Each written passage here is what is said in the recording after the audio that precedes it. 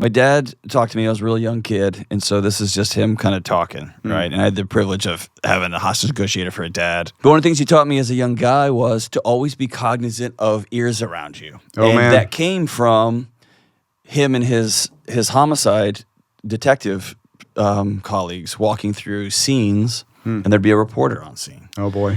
And there was this dark humor that has to be a part of that Right. for you to stay sane. Exactly. And I got that intellectually when you're a kid. Like, yeah, you got to make funny jokes. Right. It's strange when one of the top 10 hardest I've ever laughed was I went to a scene. A young man had died by suicide. Sister was in the house, and she said mom and dad were about 2 or 3 hours away, so they were coming home. Yeah. And the head officer on scene had said, your job is to meet mom in the yard. Same as She my cannot deal. come in. Yeah. She cannot come in this house. Yeah. Sister's sobbing, hears this, and comes out and says, I need y'all to know mom's going to go to jail. You will not keep her out of this house. And I was like, well, and she goes, you will not keep my mom out of this house. Everybody's going to go to jail. She's going to assault. She's going to do what she can to get in this house. Wow. And so the lead officer looks at me and he says, well, looks like it's you and me. And he pulls out a pair of rubber gloves and hands them to me. And I was like, go. okay, we're doing it. Yeah. All right, we're gonna go clean this scene up so that we can get this body out of here. We can clear the house. Yeah. And so just expedited Let's everything. go. Good on him. Yeah, it was great. And that was like, all right, we're in it now, right? Sure. So we put on gloves and we started cleaning up this scene, and we're cleaning up a really gruesome situation. Yeah. And it started with one little quip to another quip to another quip. Right. To where both me and this officer Yeah. are unable to move. We're laughing so hard. Right. And And it's to a- be clear, you guys are dealing with horrific things, and you're trying to cope with that. That's right. And so it's not laughter No. like I did at the comedy club the other night. Right. It is almost I can't describe it other than my stomach hurt. I'm weeping from laughing so hard. Yeah. But it's not No. joyful laughter. It's This is almost to get me through. self-protective laughter. Yes. We're cleaning up parts of a person. It's like the right? gloves. Yeah, there you go. There you go. How do you navigate Oh, man.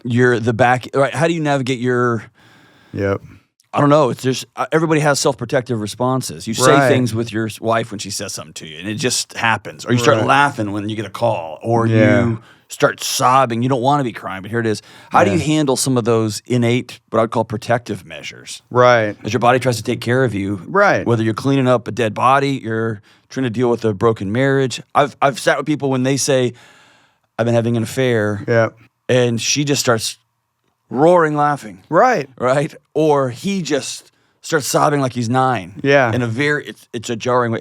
Yeah. How do you A, handle that on your end? Yes, because that's where it starts. That's where it starts. And B, how do you give grace and compassion for somebody's instant response? Because it's easy to judge them on that. Oh, right? yeah. And I've seen a lot of things that are very easy to judge from the outside. Yeah. Telling a gentleman that his wife, it was right before Thanksgiving, your wife died in a car wreck. Well, there goes my Thanksgiving dinner.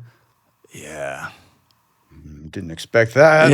Yeah. I really want to judge your relationship with your wife right now. Right. Or maybe it's shock. And so having multiple explanations that you can go to instead of my judgment is always right on the first try. And it's always going to be the most negative spin I can put on that. Right.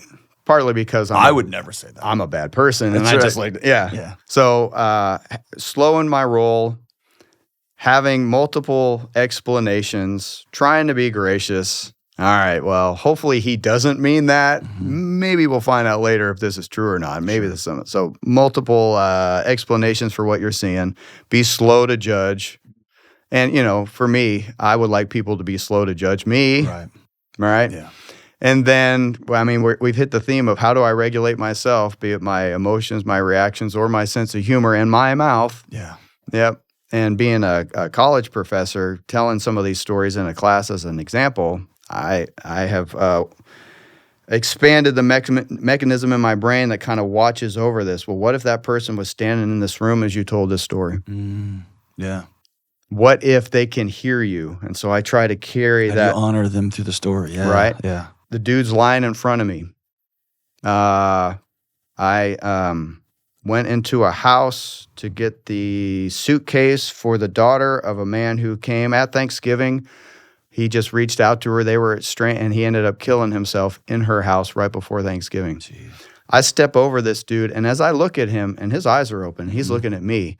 I got super mad at what this man just did, and I found that to be very selfish. That's not going to be real helpful for me to have all my emotional reactions right now. I'm going to have to put that aside and deal that with later. I probably shouldn't deal with it with her. And so also the muscle of priority of fire. What do we do first, second, third? And I'm going to have to be selfless and put that later. So be it sense of humor or anger or whatever. And what's my audience right now? Yeah. I would be very sympathetic in your instance. I'm kind of helping that officer get through this too. Yeah, and I have that sense of I'm a born people pleaser, and there you so go.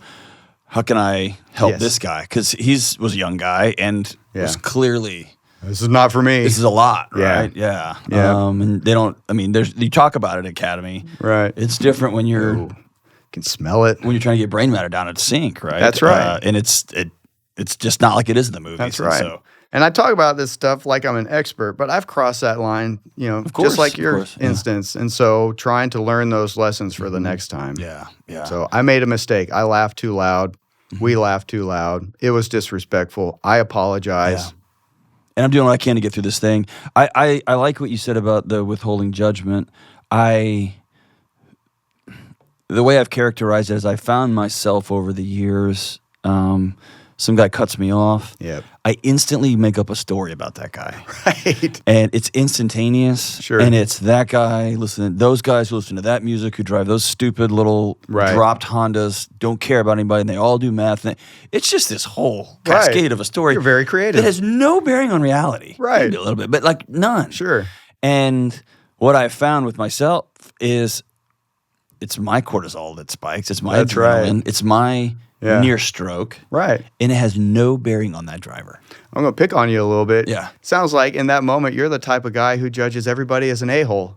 Oh, yeah. What does that say about What's you? this say about me? Right. And it's You're awfully jaded and you're too young for that. Exactly. Well, and is that the lens with which I'm going through the world? There it is. And I get to choose, once I realized, that's a story I just made up about that guy. Right. I can choose another one. Right. Which is, Multiple hypotheses. dear God, help that guy get to the hospital before his wife dies. There you and go. one of those, just saying that now, my whole body drops. Right? And empathy arises. Right. And one of those is going to help me live longer. One is going to kill me. Yeah. And neither of those stories affect that guy's driving. No. None, right? Let's stipulate that he's a complete a-hole. Uh-huh. What does he need from you? What does he need from me? Right.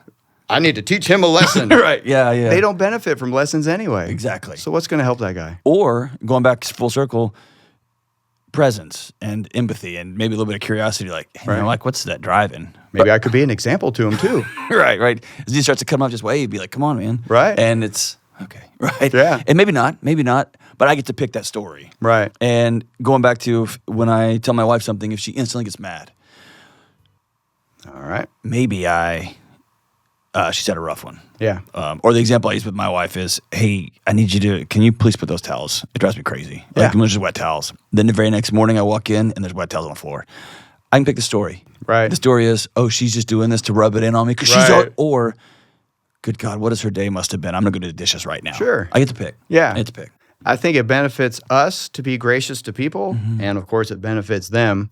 And we also have to trust that if it rises to the level of they're an evil psychopath a-hole or whatever, that we'll know that, and then we can start to get our distance. Or if we're in an abusive relationship, hopefully we've got other relationships outside that people say, hey, I'm seeing something that's not good. Yeah.